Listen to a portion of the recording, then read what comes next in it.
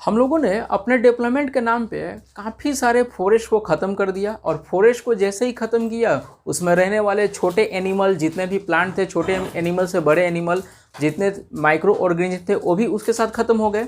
और धीरे धीरे ये सिलसिला चलता गया। हम बहुत सारा रोड बनाए, ट्रांसपोर्टेशन के लिए रेलवे ये सब बिछाए जंगलों को काट के, और बहुत सारे जंगल को इसलिए काट दिए क्योंकि उसको खेती लायक ज़मीन चाहिए था हम लोगों को, और ये सब करते गए।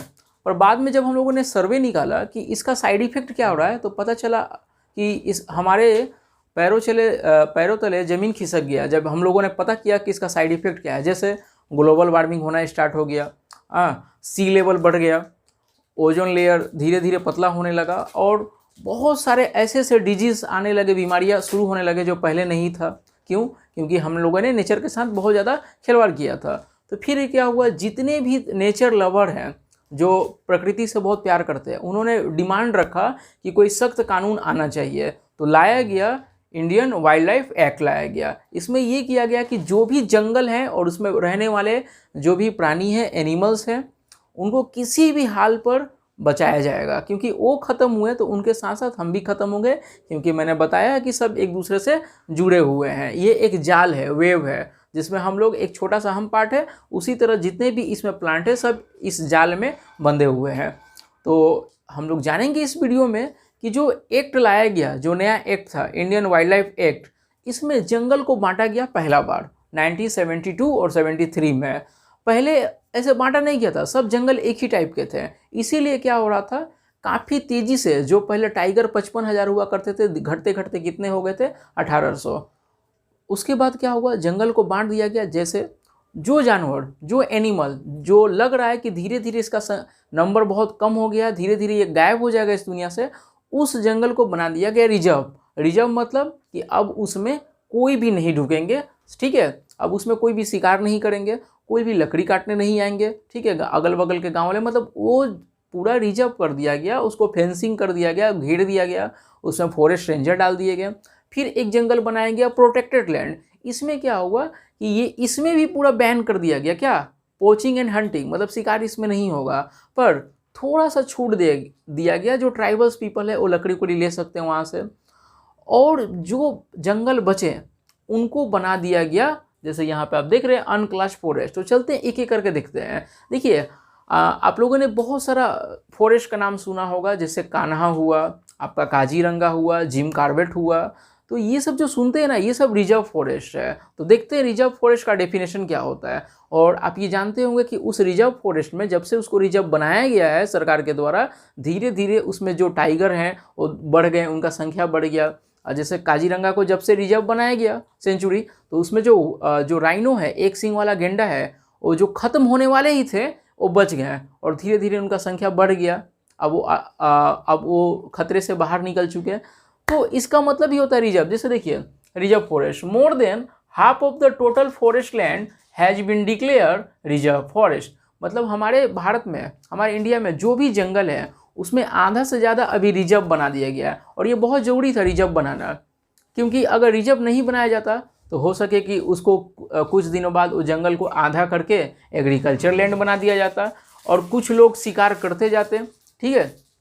तो रिजर्व बनाया गया। तो याद रखिएगा, भारत के जितने भी जंगल है उसमें आधा रिजर्व कैटेगरी में आते हैं। उसके बाद reserve forest are regarded as the most valuable as for as the conservation of forest and wildlife resources are concern.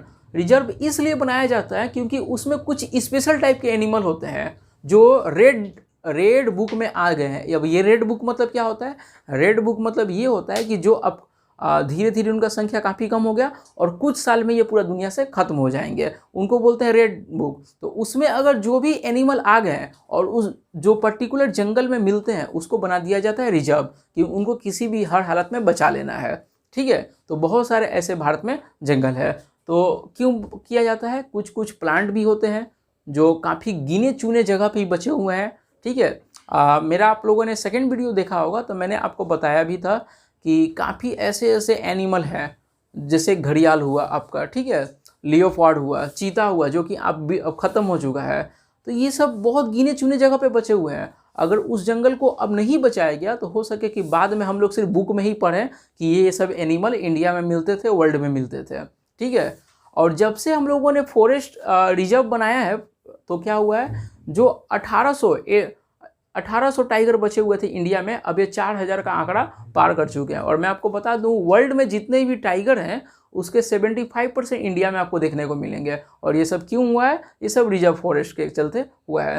तो अब चलते हैं दूसरे। अब दूसरा कौन सा है, प्रोटेक्ट फॉरेस्ट, प्रोटेक्टेड।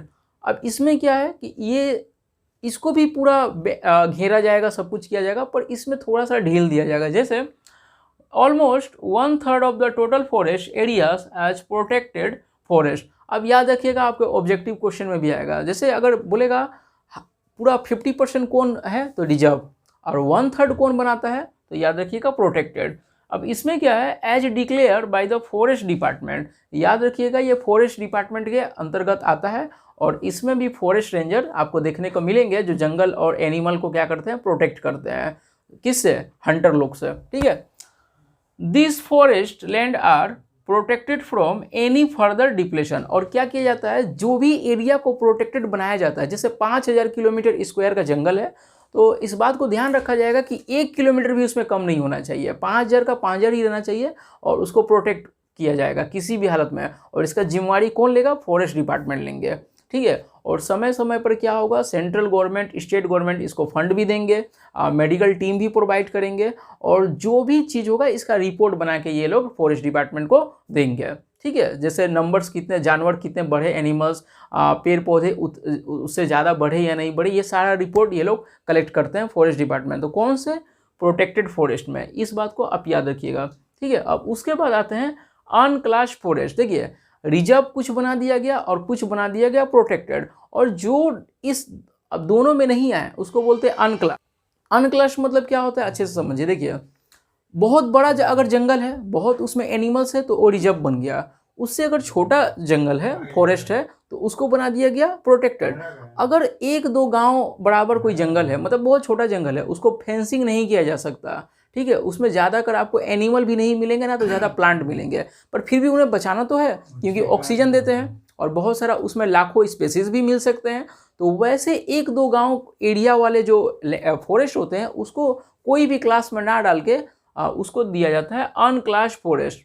ठीक है, और इसमें उस फॉरेस्ट को बचाने का काम कौन करेगा, वहाँ के आसपास के लोग। ठीक है, देखिए, रिजर्व को बचा लिया जाता है सरकार के द्वारा, फॉरेस्ट रेंजर। प्रोटेक्टेड जो फॉरेस्ट होते हैं उनको भी बचाया जाता है, जो पर्टिकुलर फॉरेस्ट रेंजर होते हैं।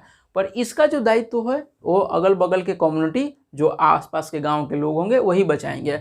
और उन लोगों को क्या किया जाता है, अवेयर किया जाता है कि आपको बचाना है, क्योंकि अगर ये आपका जंगल बचा रहेगा तो आपका एरिया भी बहुत अच्छा बना रहेगा, फ्रेश एयर मिलेगा आपको, हवा मिलेगा। काफ़ी कुछ उनको अवेयर कराया जाता है कि जैसे ये प्लांट है, इस प्लांट्स का आप यूज करके अपने जीवन में बहुत सारे डिजीज़ को अपने से दूर रख पाएंगे, तो ऐसे बताया जाता है। ठीक है, और बहुत सारे मेडिसिन भी उससे बनते हैं। तो अनक्लास फॉरेस्ट में याद रखिएगा क्या, कि these are other forest and the wasteland belonging to the both government and the private individual and the communities. अगर बहुत बड़ा इलाका हुआ तो गवर्नमेंट अपने जिम्मे में ले लेगा, पर अगर छोटा है तो उसके वहीं के लोगों को हाथ में दे दिया जाएगा बचाने के लिए। तो ये है टाइप्स, फॉरेस्ट के टाइप्स हैं, तो रिजर्व, प्रोटेक्टेड और अनक्लास्ड। तो याद रखिएगा इसके साथ ये तीनों को, और मैं विदा लेता हूँ इसी के साथ। आप पर ये इतना ज़रूर बोलूँगा कि आपको जो भी प्रॉब्लम हो रहा है क्लास 10 में और या तो 9 में, तो आप मुझे उस टॉपिक का कमेंट करके बताएं। मैं उसी पे एक बहुत बढ़िया इजी लैंग्वेज में आपको वीडियो प्रोवाइड कराऊंगा। और इस वीडियो को लाइक करना ना भूलें, दोस्तों के साथ शेयर करें। धन्यवाद।